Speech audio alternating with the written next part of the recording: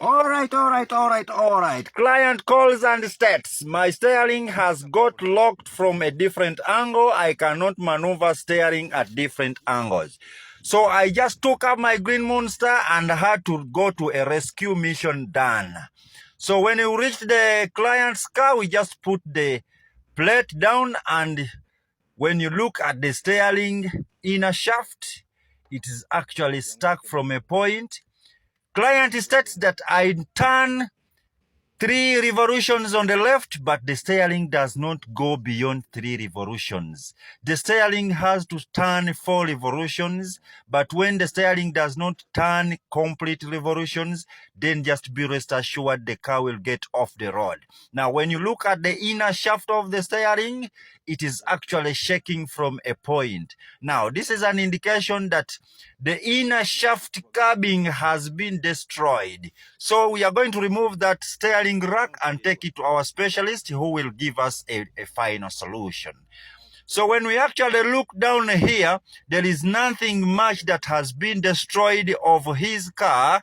Rather than having the steering rack be repaired at certain points, client stated that I have been hearing such a disorganizing noise that has been coming from under the chassis, where when I'm hitting a big hump or when I'm moving an stable road, I feel something is in perfect down.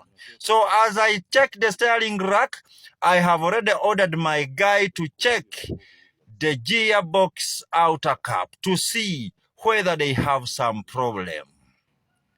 So client asked me, are the suspensions okay? I told him the suspensions are kawa. He asked me, are the Zs okay? I told him the Zs are Pakalast. Okay.